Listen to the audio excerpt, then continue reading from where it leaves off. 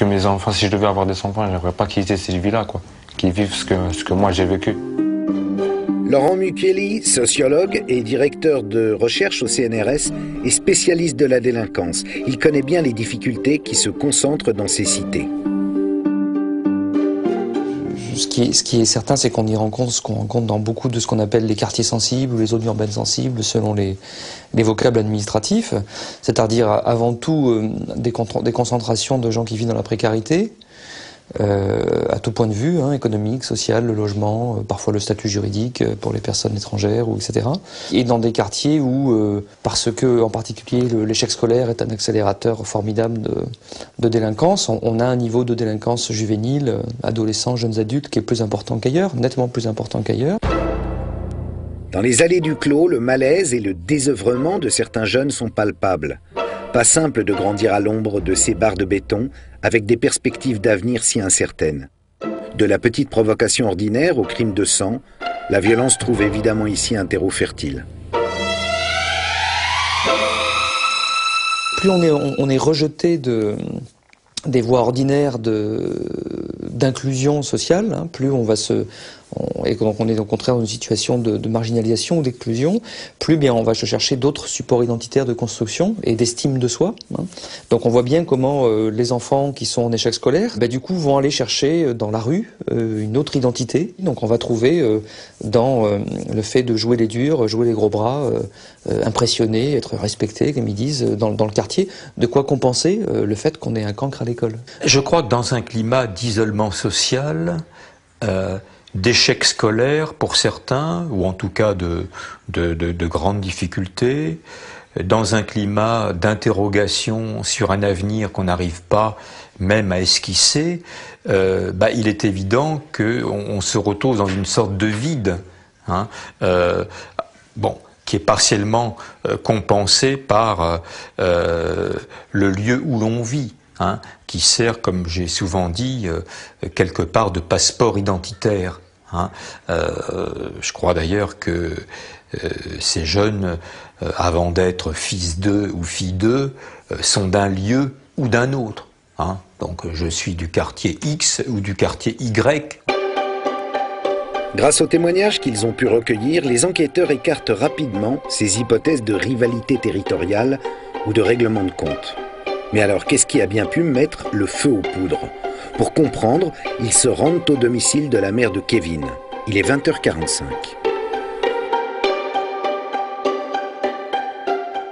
Bien évidemment, Kevin ne se trouve pas au domicile et la famille même de Kevin n'est pas du tout au courant des événements puisque c'est la police qui apprend à la famille de Kevin ce qui vient de se passer et n'a pas eu de contact avec Kevin depuis plusieurs heures. La police judiciaire fait chou blanc. Mais quelques heures plus tard, un jeune homme se présente spontanément au commissariat. Il dit s'appeler Kevin et être l'auteur des coups mortels. Alors Kevin, c'est un jeune homme au moment des faits qui a 20 ans, qui est célibataire, nationalité française, qui a un niveau d'études égal à peu près au BEP, qui a fait un BEP de cuisinier. Enfin, il a un peu touché à tout sans vraiment rien aboutir. C'est un jeune qui ressemble à beaucoup de jeunes de banlieue qui veulent pouvoir s'émanciper au travers de leur activité professionnelle. Lui, il venait juste de monter son entreprise. Il avait d'ailleurs emprunté un camion à un ami. Enfin bon, je pense qu'il travaillait dans le transport de plis, vous savez, les services d'urgence. Voilà, donc c'est réellement quelqu'un au niveau professionnel de motivé et qui, a priori, avait peu de temps à perdre au niveau relationnel et même personnel. C'est quelqu'un qui n'est pas du tout connu de la justice, qui est connu des services de police pour des vols à l'arraché et pour du trafic de stupéfiants, mais ces petits trafics n'ont pas entraîné de condamnation, donc aux yeux de la justice, il a un casier judiciaire totalement vierge. À 1h45 du matin, Kevin est mis en garde à vue et passe aux aveux. Sur les événements du 13 octobre, il va tout simplement dire que le matin, il s'est réveillé, qu'il est allé faire, dans le cadre de sa profession, quelques réparations dans une banlieue proche de Stein, qu'il revient à son domicile à midi, que de midi à 16h, il va faire une sieste, et qu'à 16h, il décide d'aller voir un ami qui habite au 3 allée Max Jacob. Son camarade étant absent, Kevin décide d'attendre. Une demi-heure plus tard, il voit Guy Morel arriver au bout de la rue. Rien d'étonnant puisque lui habite au numéro 5. Dans son audition, Kevin raconte en détail la suite des événements. J'ai vu Guy arriver à pied. On s'est mal regardé parce qu'il y a 2 jours de ça, nous nous sommes battus. Je me suis aperçu qu'il sortait avec ma sœur Anissa. Et cela m'a énervé. Je lui ai dit qu'on ne devait pas toucher aux sœurs des gens. Et là, il explique dans une fraction de seconde, Guy Morel sort de sa hanche, alors on ne sait même pas d'une poche, c'est d'une hanche, un couteau, se retourne face à Kevin et le menace du couteau. Il explique maladroitement comment il arrive à récupérer le couteau, qu'il met dans sa main droite, et il explique qu'avant de se servir de son couteau, Guy Morel tombe sur lui. Il se relève et immédiatement porte un coup de couteau à la cuisse gauche de Guy Morel et pense avoir donné ce seul coup de couteau. Et il s'avère que Guy Morel se redresse, hurle de douleur, ouvre son manteau et là il voit effectivement du sang jaillir de la poitrine de Guy Morel. Il prend peur, voit Guy Morel partir en courant dans l'autre sens, décide lui de partir dans le sens opposé. La version de Kevin est-elle crédible? N'a-t-il fait que se défendre? Et pourquoi le couteau n'a-t-il pas été retrouvé sur le lieu du crime? Seule certitude pour l'heure, la relation entre Guy Morel et Anissa est manifestement à l'origine de ce différend. Guy Morel serait donc mort pour une simple histoire de cœur, parce qu'il avait eu le tort de sortir avec une jeune fille de 19 ans qui n'avait pas obtenu l'accord de son grand frère avant de tomber amoureuse. Un bien mauvais remake de Roméo et Juliette en plein cœur du 9-3. Tout avait pourtant commencé comme un banal flirt d'adolescent. Il aimait beaucoup aller voir les jeunes demoiselles, surtout la plupart quand elles sont belles. Guy Morel et les filles. Alors, Guy Morel, ça a toujours été dans la blague. Toujours dans la blague. Il est très, très léger, quoi, Guy Morel. Hein. Mais jamais, c'est pas quelqu'un qui manquait de respect aux femmes. Jamais il aurait osé faire du mal à une demoiselle ou voilà, être méchant, lever la main sur elle ou quoi que ce soit. En 2006, Guy Morel et Anissa font connaissance grâce aux réseaux sociaux. Ils entament une correspondance sur Internet. 2-3 mois après leur début de relation, et encore une fois une relation virtuelle et pas du tout physique, le grand frère d'Anissa, Cédric, est tombé sur ses messages MSN, est rentré dans une colère noire, a porté des coups à sa sœur et a fait part à Kevin de l'existence de Guy Morel. Il a demandé à Kevin de se renseigner. S'ensuit une première explication musclée avec les 2 grands frères d'Anissa. Bilan pour Guy Morel, l'arcade sourcilière ouverte et une lèvre fendue. L'amourette tourne court. Et cette relation a repris en mai 2010, donc près de 4 ans après. Il y a eu relation amoureuse, il y a eu consommation de cette relation amoureuse, et Anissa est d'ailleurs très précise sur la date de cette consommation. Elle était follement amoureuse de Guy Morel. Il en ressort des textos échangés, des textos très crus. Moi, j'ai encore envie de toi. Je veux le faire tout le temps. Le jeune Guy Morel, lui, reste très discret sur cette relation. Anissa, je n'en ai jamais entendu parler. Tout le monde était abasourdi. Donc, d'une, c'est que Guy Morel, il l'a peut-être pas considéré comme sa copine, et qu'il n'en voulait pas, tout simplement, je pense. Si autrement, il l'aurait présenté. Bizarrement, il ne m'a pas parlé de cette copine. Reste à savoir pourquoi il ne m'a pas parlé. Bon. Après, moi, je l'ai vu, il venait tous les soirs chez moi. Tous les soirs après les cours, il venait chez moi, il me parlait. Mais il ne m'a pas parlé de cette copine. Parce que s'il m'aurait parlé de cette copine, moi, je sais que cette copine-là, ses grands frères, c'est pas des gens qui laisseraient sa sœur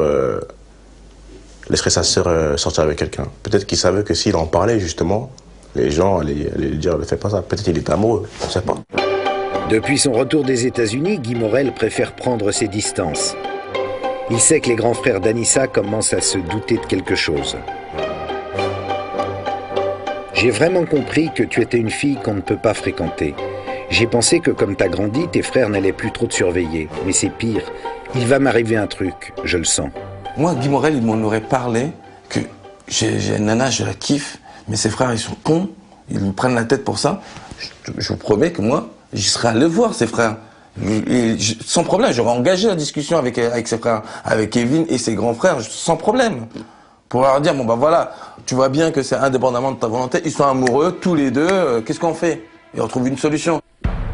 Le mardi 12 octobre, la menace se rapproche. Anissa appelle Guy Morel. Elle lui demande de venir déjeuner avec lui et de lui apporter des sandwichs grecs. Ce que va faire Guy Morel, dans l'intention, à mon avis, de parler avec elle sur cette relation. Donc il se déplace au domicile d'Anissa. Au préalable, Anissa lui avait certifié que ses frères n'étaient pas là. Donc Guy Morel, en toute confiance, se rend au domicile avec les sandwichs. Et lorsqu'il arrive devant le pas de la porte d'Anissa, tombe nez à nez avec Kevin. Et donc il s'embrouille. Guy Morel, moi je le connaissais, on a dû lui dire, écoute, c'est pas du tout ce que tu crois. Elle m'a appelé, elle m'a vu que je viens de la voir, je viens lui faire son kebab et basta, quoi, ça s'arrête là. Et lui, je pense qu'ils ont dû s'embrouiller et se disputer. Guy Morel fait de la muscu, donc voilà, il sait se protéger et tout ça. Et je pense qu'ils ont dû voulu se battre, ils sont certainement battus. Guy Morel a dû avoir le dessus, il a dû être humilié devant tout le monde. Durant sa garde à vue, Kevin confirme l'altercation du 12 octobre. Je lui ai dit qu'on ne devait pas toucher aux sœurs des gens. Les choses ont dégénéré. C'était une embrouille physique. Au moment de la bagarre, c'est vrai que je lui ai dit « Je vais te niquer, je vais te patater ». Kevin rentre chez lui et confisque le téléphone de sa sœur. Elle vient d'effacer les textos compromettants. Ça m'a énervé, alors j'ai tapé Anissa. Je lui ai mis un coup de poing et 2 gifles. Au même moment, à quelques blocs de là, John voit arriver chez lui son ami d'enfance.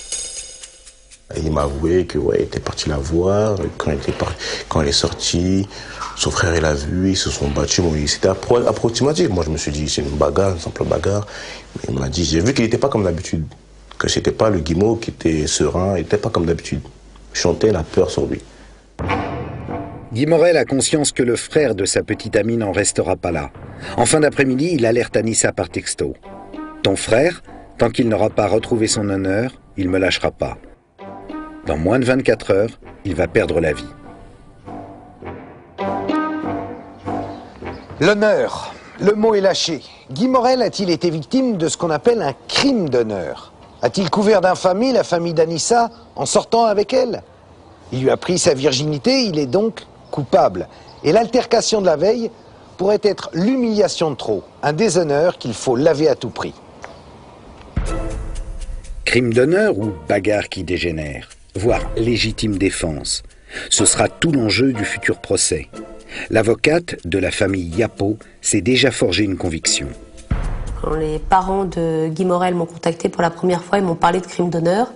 J'avoue qu'au départ, j'ai eu un peu de mal à comprendre parce que, en principe, le crime d'honneur est perpétré contre les femmes qui font partie du cercle familial.